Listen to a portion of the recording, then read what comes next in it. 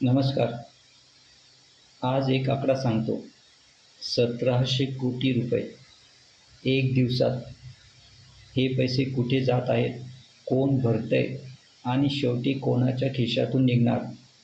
हाच आजचा विषय. देशातल्या 3 सरकारी तेल कंपन्या इंडियन ऑइल, भारत पेट्रोलियम आणि हिंदुस्थान पेट्रोलियम रोज सरासरी 1600 ते 1700 कोटी रुपयांचा तोटा सहन करत आहेत. दर महिन्याला हा आकडा 30,000 कोटींपर्यंत पोहोचला आहे. पुढच्या काही मिनिटात मी तुम्हाला सांगणार आहे की हा आकडा का तयार झाला, सरकार किती दिवस तो लपवू शकेल आणि 15 मेच्या आत पेट्रोल डिझेल दरवाढ का अपरिहार्य दिसत आहे. प्रथम पार्श्वभूमी समजून घेऊया. फेब्रुवारी 2026 अमेरिका आणि इस्रायलने इराणवर हल्ला केला. त्यानंतर इराणने हॉर्मुझची समुद्रधुनी बंद करण्याचा निर्णय घेतला. ही समुद्रधुनी म्हणजे जागतिक तेल पुरवठ्याची एक खूप अरुंद नस. जगातलं 20% कच्चं तेल याच मार्गाने जातं.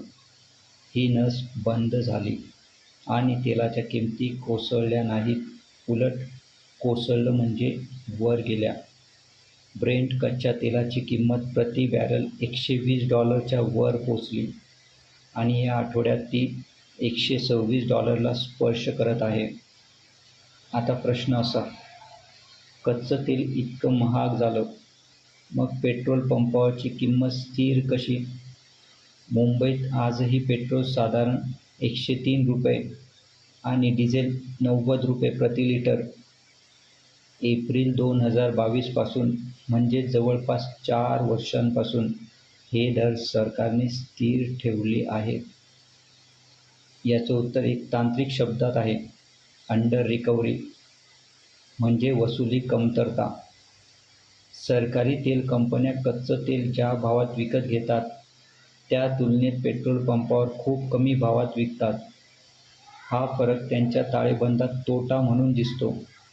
केंद्रीय पेट्रोलियम मंत्री हरदीप पुरींनी मार्च 2026 मध्ये जाहीरपणे मान्य केलं, पेट्रोलवर लिटरमागे ₹24 आणि डिझेलवर लिटरमागे ₹30 तोटा.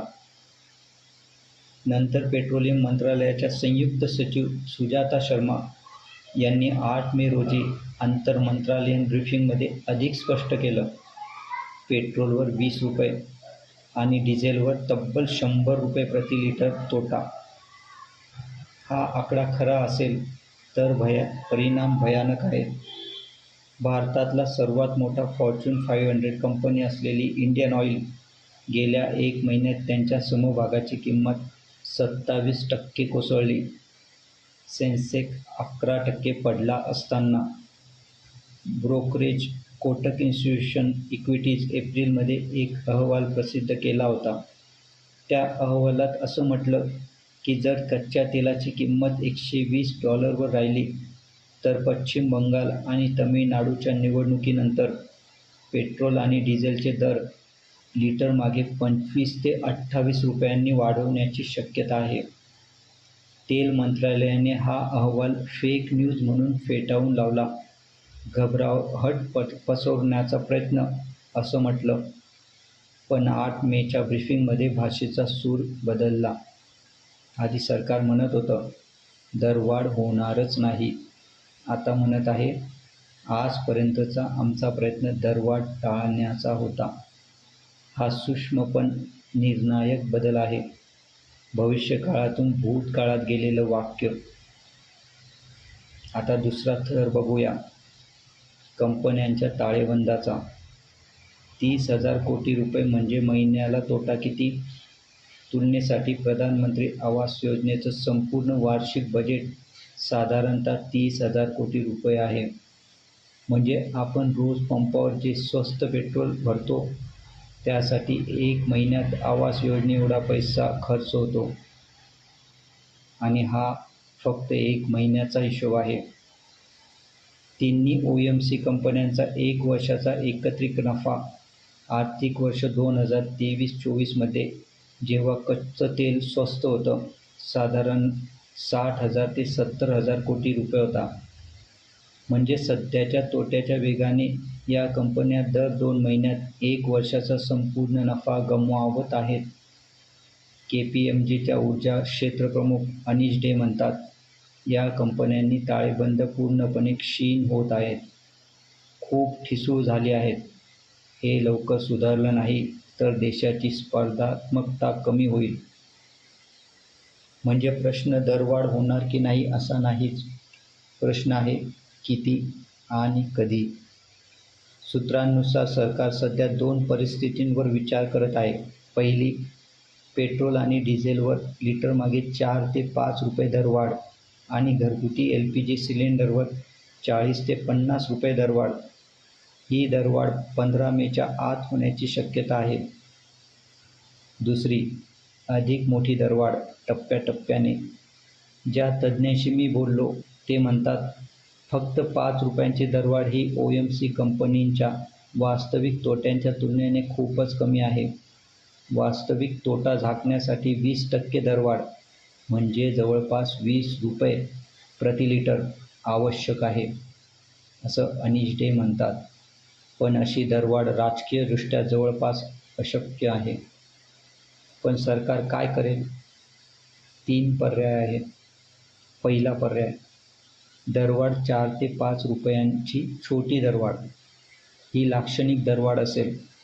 प्रत्यक्ष तोटा झाकणार नाही, पण बाजाराला आणि गुंतवणूकदारांना संदेश देईल की किंमत निश्चितीकरणाचं युग संपलं.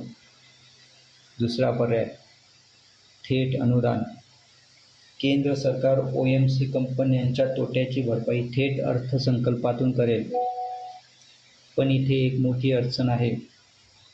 आधीच LPG आणि खतांवर अनुदानाचा बोजा वाढत आहे. अन्न महागाई दबाव वाढत आहे. वित्तीय तूट सरकार जास्त वाढवू इच्छित नाही. तिसरा पर्याय, एक्साईज ड्युटी पुन्हा कमी करणं.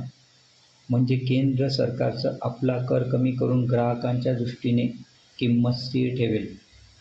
पण याचा अर्थ केंद्राच्या तिजोरीतून पैसा कमी होईल आणि राज्यांचा महसूल पण घटेल. तिन्ही पर्याय अप्रिय आहेत आणि म्हणूनच पंतप्रधानांचं हे हैदराबादचं भाषणातलं आव्हान समजून घेणं महत्त्वाचं. तेल वाचवा, सोनं विकत घेऊ नका, परदेश प्रवास टाळा. हे आर्थिक आवाहन नाही, हे राजकीय तयारीचं भाषण आहे. लोकांना दरवाढीसाठी मानसिक तयारी करायला लागणारं भाषण. आधी कोविडच्या वेळी जसं घरून काम सांगितलं होतं तसंच आता संकटाची भाषा.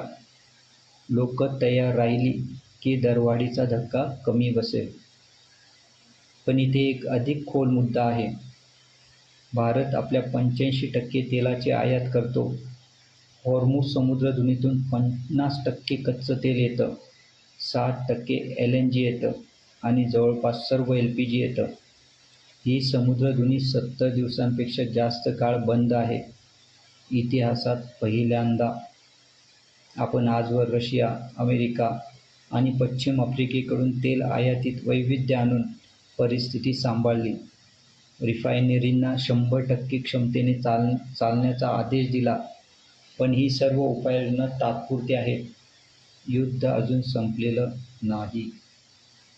UBC या जागतिक ब्रोकरेजने 4 मे रोजी आपला अहवाल बदलला. भारताच्या आर्थिक वाढीचा अंदाज 6.7% वरून 6.2% वर आणला. कारण मध्य पूर्वेतला संघर्ष हा ऐतिहासिकदृष्ट्या मोठा ऊर्जा धक्का आहे, असंतुलित मॅक्रो जोखीम घेऊन येणारा. आता शेवटचा थर, सामान्य माणसाचा खिशाचा. जरी पेट्रोल डिझेलची दरवाढ फक्त 5 रुपये झाली तरी त्याचा परिणाम साखळी प्रक्रियासारखा असतो. डिझेल भारतातल्या प्रत्येक ट्रकमध्ये, ट्रॅक्टरमध्ये, मालवाहू वाहनात आहे.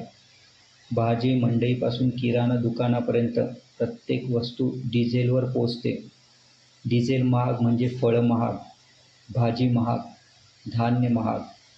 ग्राहक किंमत निर्देशांक CPI वर थेट परिणाम.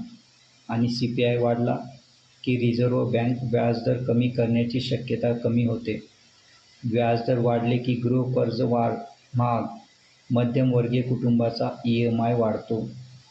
म्हणजे हॉर्मुझची एक समुद्रधुनीचा परिणाम पुण्यातल्या एका सदनिकेच्या EMIपर्यंत पोहोचतो. हे साखळीचं अंतर खूप मोठं वाटतं, पण आर्थिकदृष्ट्या ती एकच साखळी आहे. बाजाराची प्रतिक्रिया आधीच सुरू झाली आहे. टायटनसारख्या दागिने कंपन्यांचे शेअर्स सोमवारी 10% पर्यंत कोसळले. इंडिगो विमान कंपनीचा शेअर 3% खाली आला. गुंतवणूकदार पंतप्रधानांच्या भाषणाचा अर्थ ओळखत आहेत. पुढच्या काही महिन्यात भारतीयांच्या खर्च क्षमतेवर थेट परिणाम होणार आहे. म्हणून आज मला तुम्हाला सावध करायचं आहे. 15 मे ही तारीख डायरीत नोंदवून ठेवा.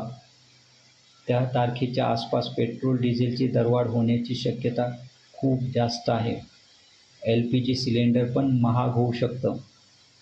पण ही पहिली दरवाढ असेल, एकमेव नाही. पण याहूनही महत्त्वाचं एक आहे, हे संकट तात्पुरतं नाही. जोवर इराण युद्ध संपत नाही, हॉर्मुझ समुद्रधुनी पूर्णपणे उघडत नाही, तोवर भारताच्या तेल आयातीवरचा दबाव कायम राहील आणि भारत 85% आयातीवर अवलंबून आहे. हा तर वर्षानुवर्षांचा प्रश्न आहे. आज इराणच्या ठिकाणी उद्या दुसरं संकट येईल. आपण कधी आपली ऊर्जा स्वायत्तता गांभीर्याने घेणार आहोत? सौर ऊर्जा, इथेनॉल मिश्रण, इलेक्ट्रिक वाहन हे शब्द आपण भाषणांमध्ये भरपूर ऐकतो. पण आकडे काय सांगतात? भारताच्या एकूण ऊर्जा वापरापैकी एकूण 85% जीवाश्म इंधनातून येतं आणि त्यातला बहुतांश भाग आयात केलेला. हीच गोष्ट 2014 मध्ये होती, तीच 2020 मध्ये, तीच आज 2026 मध्ये आहे. प्रत्येक ऊर्जा संकटात आपण तीच चूक करतो. संकट संपलं की विसरून जातो. हॉर्मुझची समुद्रधुनी पुन्हा उघडली, तेलाच्या किमती खाली आल्या की पुन्हा एकदा साहस आणि आत्मनिर्भरतेच्या भाषणांकडे वळतो. आज पंतप्रधानांनी तेल वाचवा हे आवाहन केलं, हे चांगलंच आहे. पण हे आवाहन सरकारलाही लागू होतं. ऊर्जा धोरण फक्त संकटाच्या वेळी आठवण्यासारखं नसावं, ते सर्व ऋतूत असावं. मला माहीत आहे, हा विषय किचकट आहे. आकडे जड वाटतात. ब्रेंट कच्चं तेल, OMC, under recovery, current account deficit हे शब्द सोपे नाहीत. पण म्हणूनच मला तुमच्यासमोर येऊन सांगावंसं वाटलं. कारण उद्या तुम्ही पेट्रोल पंपावर जाल आणि दर वाढवलेले बघाल आणि कोणीतरी म्हणेल, हे तर अचानक झालं. तेव्हा तुम्हाला माहीत असेल, हे अचानक नव्हतंच. हे 2 महिन्यांपासून तयार होत होतं आणि सरकारच्या भाषेतला सूक्ष्म बदलच त्याची चाहूल देत होता. जर आजचं विश्लेषण उपयोगाचं वाटलं असेल तर एक छोटीशी विनंती आहे. अशा आकड्यांच्या मागे जाऊन काय खरंखुरं घडतंय हे बघण्यासाठी आम्ही रोज मेहनत करतो. तुमचा फक्त एक सबस्क्राईब क्लिक हा आम्हाला सांगतो की हे विश्लेषण कोणी ऐकतंय, कोणाला त्याची गरज आहे. तुम्ही चॅनलला सबस्क्राईब केलं तर पुढचं प्रत्येक विश्लेषण थेट तुमच्यापर्यंत येईल. आणि जर तुम्हाला वाटलं की ही माहिती तुमच्या मित्रांना, कुटुंबियांना उपयोगी पडेल, तर हा व्हिडिओ नक्की शेअर करा. कारण 15 मे ही तारीख फक्त आपल्यापुरती नाही, ती प्रत्येक भारतीय कुटुंबाची तारीख आहे. आपलाच आवाज. नमस्कार.